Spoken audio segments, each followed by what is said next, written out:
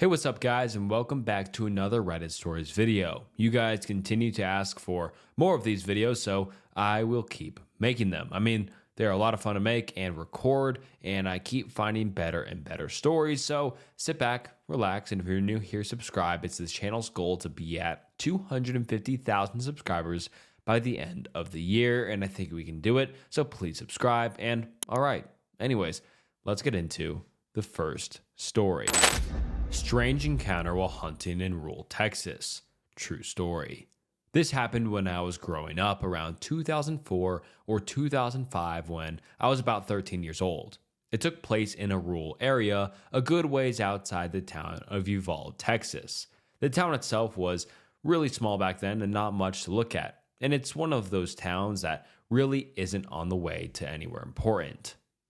My father knew someone who owned a deer lease that was about 1,000 acres, I think, down outside of that area and was complaining about a ton of hogs that were tearing up their land. Being open season on hogs in the south, my dad thought he would surprise me that summer and take me down for a week to go hunting for them. Not only did that help him with networking for his job, but also gave us some quality father-son time. I remember that drive down there from Dallas was torture. It was about 7 hours in my dad's hardtop Jeep Wrangler. That car was so uncomfy, I hated it. All I had to do was either stare out my window or try and beat Super Mario Land 2 on my Game Boy Pocket, something I was never able to accomplish in my youth. The drive, obviously, took most of the day, so we got there in the early evening. The owner of the land had told my dad that he hadn't had anyone else lease it that year yet, and the cabin in the property might be a little rough and dusty. I didn't really care. At this point in my life, I had been in scouts for a couple years and spent a lot of my free time in the woods or fishing with friends. Needless to say, I was pretty comfortable roughing it. So after unlocking the gate and driving to the cabin on the land, we settled in. The cabin was pretty rough, dust and dirt everywhere. Flies. I remember that it looked like some raccoons had gotten into the cabin and crapped on the floor. After cleaning up a bit and getting the sleeping bags out, then setting up the cots, we decided to sleep. Something about that night was weird. I never was able to get comfortable enough to fall asleep for any restful amount. I couldn't put my finger on why, but I had the feeling of being watched. I was finally able to drift off for what I guess was an hour, maybe. When we woke up, it was early, about 7 a.m. We decided to scout around the land for tracks and signs of hogs and find a good place to set up a blind. It was the summer and horribly hot in the afternoon, so morning was the best time to be out and about. After walking for an hour or so, we came to an area of trees, lightly dense, and luckily found some signs of hogs, typically torn up ground where they had been rooting, so we followed them into the trees. I was looking for more signs when my dad stopped me with his arm. I remember looking up and seeing someone standing about 50 yards away. Some of their body was blocked by trees. This was private land, so they definitely weren't supposed to be there. We also had confirmation from the owner before we got to the lease that nobody was there, not to mention the gate was locked up when we first arrived. The person was wearing some bright colored red jacket. We slowly walked toward them. My dad called out something like, "Hey, we're hunters. This is private land." The person didn't move at all, dead still. We were about 30 yards away and could see that he was turned away from us with his hands in his pockets. Weird thing was that the person was in a ski jacket and what looked like to be ski pants. Now, this is Texas in the summer. It was about 98 degrees outside by then. My dad called out again, no reaction. He told me to stay behind him and unsnap the clip to his pistol holster. That's all we had at the time since we were only scouting the area. The rifles were back at the cabin. We approached the person's right side and then my dad told me to stay put about 20 yards away. I stayed and crouched down, watched him circle around to the front of the man, all while talking to him, asking if he was okay. He finally passed around to the front of the man, and my dad stood straight up with a confused look on his face. I called out and said, "What's wrong?" And he called back saying, "It's a mannequin." I walked over to it while my dad stood there staring, and as I got closer, one thing stood out the most. The clothes it was wearing were brand new. No dust, no sap, no bird droppings, no signs of being outside for more than a day at most. At that moment, I looked at my dad and could see him get worried. Almost immediately after, I felt that feeling too, like we were being watched, and I knew my dad felt it too. I wanted to start crying. I remember feeling suddenly so scared. My dad whispered, "We're leaving right now." He grabbed my hand and drew his pistol. He scanned the area the whole way back while I was trying to hold back panicked tears.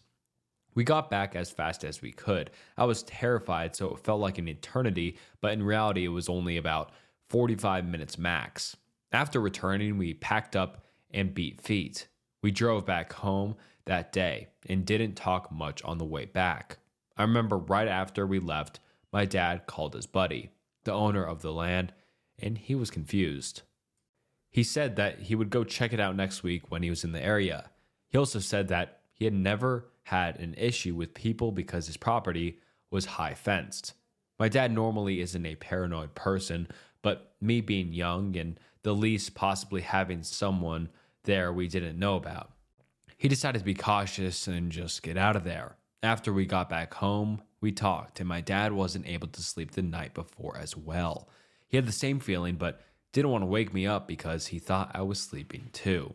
Turns out that next week, he got a call from his buddy, and he checked the whole property and never found a trace of anyone, no mannequin or anything. This story still makes my hair stand on end. No idea what that was, but the paranoid man in me thinks it was some kind of trap or something. Not the creepiest thing that ever happened to me in the woods, but def top 3, so whoever was out there, I'm glad we never met. My first time backpacking. These events occurred 2 summers ago in the Grand Teton area. My boyfriend at the time, now husband, let's call him H, was an avid outdoorsman and also served in the military. I was an ecology major and wanted to spend more times outdoors, so he decided to take me on my first backpacking trip. Just the 2 of us. For those who aren't familiar, the Grand Tetons are well known for their wildlife, specifically grizzly bears. My only experience with bears up to this point was watching a little black bear cross the road from the safety of my car. Seeing grizzly country signs around every corner wasn't doing much to calm my nerves. The first incident. My boyfriend looked like Indiana Jones, machete hanging from his belt, large knives attached to each side of his pack, bear spray strapped to his waist. You get the picture. The beginning of our 25-mile journey was all uphill. When in bear country, you're supposed to make noise as to not startle the wildlife by accidentally sneaking up on it. As you can imagine, going up a steep hill while carrying a 40-pound pack makes it difficult to make conversation. We were an hour in, and almost at the top of the ascent, I noticed that the woods had gone completely silent, save for the rushing stream that was to our left of the trail. Silent woods are never a good sign. They usually indicate predators nearby. At this point, I was in front of my boyfriend and we were about to crest the hill. For the past 20 minutes, we had not said a word to each other, having been too tired to speak. We noticed the silence at the time and gave each other knowing glances. I came up over the top of the hill and immediately froze. Sitting not 10 feet in front of me, in the middle of the trail, was a grizzly bear. My husband wasn't aware yet, and he was behind me, so I did the first thing I could think of. While still in my frozen stance, I managed to take my arm and started flinging it wildly behind me, trying to get H's attention. I was too terrified to speak. The bear went from sitting to all fours, not looking away from us once. H quickly swung me around so that I was behind him, and he just started yelling. Being in the military, he knows how to yell. The grizzly wasn't quite phased as it started to walk slowly towards us. At this point, I was on the verge of passing out from terror. This bear was about 5 feet in front of us when we heard a loud crack coming from the woods to our right. The bear heard it too, and he bolted towards the stream. A second crack boomed again, this time much closer than before. H said it's probably just some falling branches, but we both knew that wasn't just the case. At this point, we were walking quickly up the trail in an attempt to create some distance from the grizzly and those strange noises. I felt the hairs on the back of my neck stand straight up, and at the same moment, H stopped moving in front of me. He turned around to look at me, and I turned to look behind me. To this day, we are not sure what we saw. Back where we were standing was a large, black or brown mass. It looked to be 3 times bigger than the already large grizzly that we had seen just a few moments before. Its back was facing us, and then it stood on its back legs. It looked similar to a bear, but something about the shape was just off. At this point, it was probably stupid to run away, but that is exactly what we did. We were aware of heavy footsteps behind us, but neither of us looked back. The footsteps eventually faded. At this point, I was a mess. H was doing his best to console me. Honey, this is extremely unusual. The bears usually stay away from humans. We're gonna be okay. I'm sure that won't happen again. That was enough to convince me to continue on the backpack. Not another hour later, though, we reached a clearing where we decided to take a rest and eat a snack. About a minute after we had sat down, I noticed bushes moving in a line towards the clearing towards us. Out of the brush comes this adolescent grizzly, who looks just as spooked as I'm sure we did, but he came straight for us. H, being the crazy nut that he is, decided to charge back at the bear while screaming and bear spray at the ready. That did the trick and the bear ran off. All I could think was just my luck. But that wasn't even close to what happened the second night. Second night. Before we began our backpacking, we had to let the ranger station know which trails and route we planned to take. With this information, they usually send a ranger on horseback at some point during the backpacking to check on you to make sure everything is okay. There were not many approved trails left for us to choose from, and it was just our luck that they were the most difficult. Apparently, over the 3 days we were on those trails, we had been the sole hikers. We didn't see a single other person once we were en route. Anyhow, I guess we missed the ranger who came to check on us. We had been following hoof prints the entire second day, and we hadn't seen any the day before. I had some foot problems, so we spent valuable daylight trying to adjust my boot, laces, and socks to compensate for my pain. When we started on the trail again, we had maybe an hour or 2 of daylight left, and in the woods it gets dark fast. I was exhausted. It was now dark out, and H was the only one with a working headlamp, as mine wouldn't even turn on for some reason. We needed to find somewhere to set up camp, as we still needed to eat. It was freezing, and the wind was blowing hard. It was creating a howling sound as it rushed through the trees, which made it difficult to hear H or discern any other sounds coming from the woods. After another hour of hiking through the dark, we found a clearing. Well, it was more like a bowl. It looked to be 200 meters in diameter, with the sides being 10 meters down from the trail to the bottom of the clearing. This place was strange. We both felt it, though he didn't tell me how freaked out he was till after we had left. There was no moonlight, so all we had was the illumination from his headlamp, our small camp stove, and the flashlight that I had fished from my pack. Half of the trees were dead or fallen just in the bowl.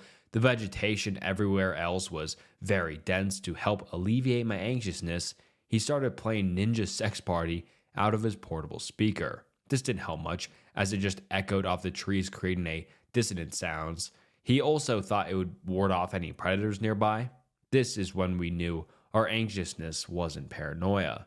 The silence was back. There hadn't been a single bird chirp since we arrived at the clearing.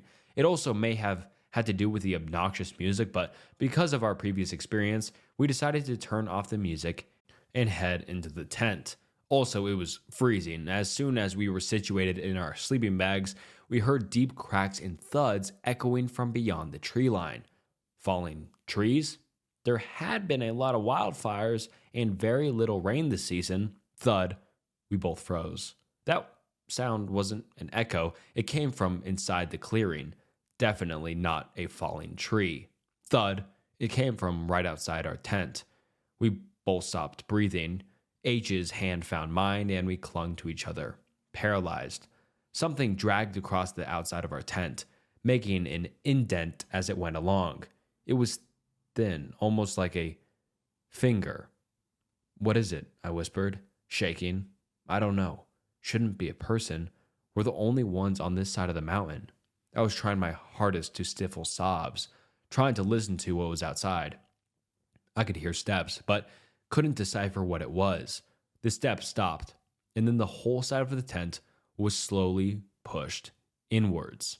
At this point, whatever was outside knew we were inside, so I shined my flashlight at the side of the tent. What I saw made my blood run cold. It was the shape of a human face pressed into the tent wall. I could make out the nose and an open mouth. Each time they breathed in made the tent around their mouth billow in and out. H said, "Fuck that," and pulled a Glock from his sleeping bag. He cocked it, and the sound shattered the silence. The face pulled back, and we heard fast footsteps heading towards the edge of the clearing. We didn't leave the tent till the sun was shining the next morning. The first thing we noticed was the smell of urine. We came out of the tent and looked around. Whoever it was had peed on our coals. We had left it in the fire, leaving a disgusting stench of evaporated pee. Footprints surrounded our tent, circling around multiple times. Muddy handprints decorated the outside of our tent. We think it was mud anyway. The takeaway? Wildlife is not the most dangerous thing in the backcountry. Cutting firewood in the mountains of central Idaho. In many rural areas of the American West, cutting firewood in national forest is a necessary chore if you want a warm house through the winter. Our home in mountainous central Idaho was no exception. It was normal for my dad to pick me and my brothers up after school and head into the mountains for an afternoon of firewood gathering. My dad would fell the dead trees, then saw them into chunks. My brothers and I had the task of rolling the wood to the truck and loading it. We would continue this assembly line process until we had a truckload of wood, usually before nightfall. Hot, sweaty, and exhausted, we would pile into the truck cab and make our way down the mountain. At home the next day, we would unload and split the wood and stack it into neat little rows. This process was repeated until we had a winter's worth of fuel for our house, our grandma's cabin, and any extra for elderly neighbors. This particular afternoon, we decided to try a different logging road on the other side of the valley. This was well outside our familiar logging area. No real reason for the change, but my dad said he wanted a change of scenery. The logging road hadn't been maintained in some time.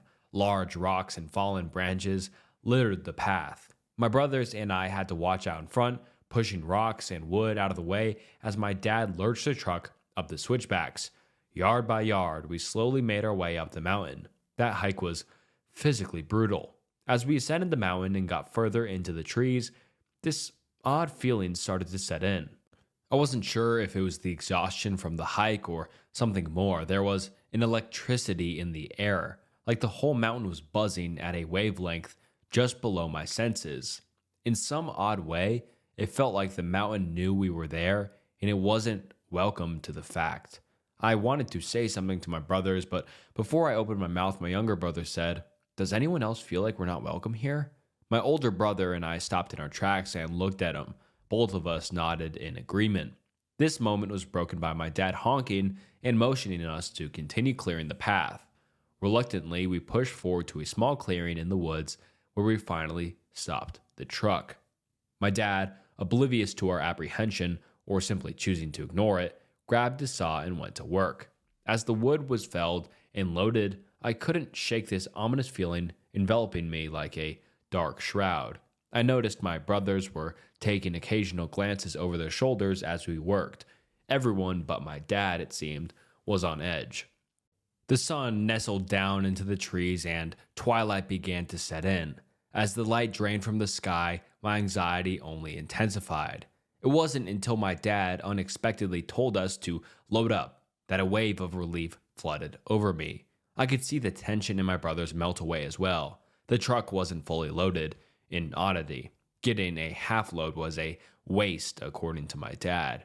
We would sometimes work into the dark just to make sure the truck was full, but tonight he seemed eager to head home. With everything loaded, we started down the road. Although dead tired, everyone seemed to be in a much lighter mood. We were chatting and cracking jokes while trying to blow off steam from the afternoon. We were almost out of the tree line and into the valley desert. Going down the switchbacks, you want to be careful, especially with a load, even if it was half that. A brown blur jumped from the downslope side of the switchback. Shit was the only word that came out of my dad's mouth as he slammed on the brakes. Loaded with wood and traveling downhill, there was no way to avoid smashing into the blur. The truck finally ground to a standstill. The four of us peered through the windshield, nobody saying a word. Illuminated in a yellow glow of our headlights was a crumpled body of deer. Grumbling and cursing the deer's existence, my dad exited the truck to investigate. Doing as they were told, my brothers stayed put in the truck. I didn't listen, following close behind my dad. The truck was fine. We hadn't been traveling fast when we smacked the deer, just some hair and blood in the grill guard. Hitting a deer really wasn't that unusual. The mountains were full of them. What was unusual was the deer dropped so quickly.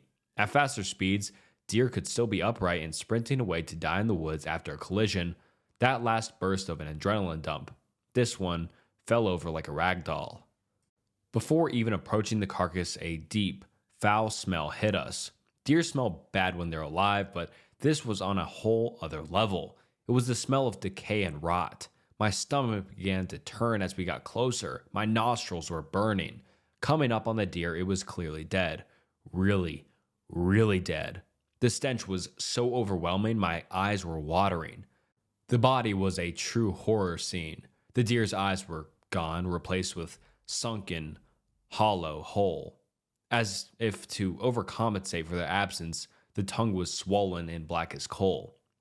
It could not be contained and hung out the side of its mouth. The underbelly was split open. Entrails and offal spilled into the dirt. In the dim headlights, it looked as though the deer's viscera were moving, wiggling almost. Holding my breath, I bent down for a closer look and my heart stopped. The deer, inside and out, was covered in maggots. It was dead all right, but our truck didn't kill it. It clearly was dead for days, if not weeks. I backed away, retching. That electric anxiety came screaming back. My dad was always the quiet, stoic type, but right now, even in the dim headlights of the truck, I could see the abject horror in his face. His gaze wasn't on the deer, but focused down the mountain. Poorly masking the fear in his voice, he told me firmly to walk back to the truck and get inside. I obeyed without objection. As I grabbed the door handle, a loud shriek came out of the trees. Branches were shattering and breaking. Something was heading up the slope towards us. I slammed my door closed just as my dad reached the truck. Before his door was shut, he pressed on the accelerator. The truck launched forward, sending us over the deer carcass and racing downhill. With mine and my brothers yelling, it was hard to tell if the shrieking was following us. Our truck popped out of the tree line and into the desert sagebrush. Once out of the woods, everything quieted down. We were left with only a rumble of the engine and wind through the half-open windows. Pulling into our property, the truck came to a stop.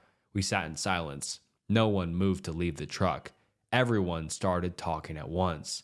We all had questions. What was that screaming? How does a dead deer jump uphill in front of a truck? There was no way the truck killed it. Dad just shook his head and motioned us to quiet down. That deer was dead when we hit it. It didn't jump out in front of us. It was thrown at us. We stared at him. He explained that all day up on the mountain he had felt uneasy. Not wanting to worry us boys, he kept it to himself. He described it like walking into a stranger's living room while they were upstairs asleep. That feeling never left him, and as twilight came, he happened to catch a shadow in the corner of his eye, not far into the woods, and saw figures moving from tree to tree.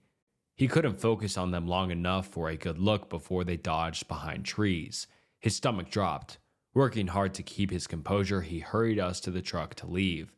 It was after hitting the deer and discovering it was long dead that my dad pieced together what was happening. Something threw that deer to get us to stop. Before the shrieking began, he could hear something moving in the darkness beyond the road. It was a trap.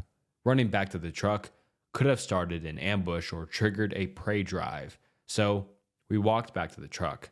The second we were inside, he drove that truck downhill with no intention of stopping for anyone or anything. That feeling of electricity didn't disappear until we hit the county highway. My brothers and I never saw anything as we drove away, but those screams from the forest will never leave my mind. We didn't gather firewood the rest of the season. For the first time in his life, my dad just bought what we needed. And although we started to gather wood again the next season, we've never been back up that particular mountain. The Forest Service has permanently closed and reclaimed that road. The only way back up into those woods is a long hike, one I'm not interested in ever taking again. Whatever was on that mountain, whatever threw that deer carcass, whatever chased us out of the woods, it did not want us there. It wanted us gone, or worse, it wanted us dead. And alright, that wraps up Eerie Reddit stories. I hope you enjoyed this one. This one was more like woods themed, so hopefully you enjoyed that. And I mean, you watched to the end, so like and subscribe. It helps the channel a lot. And yeah, until next time, see ya.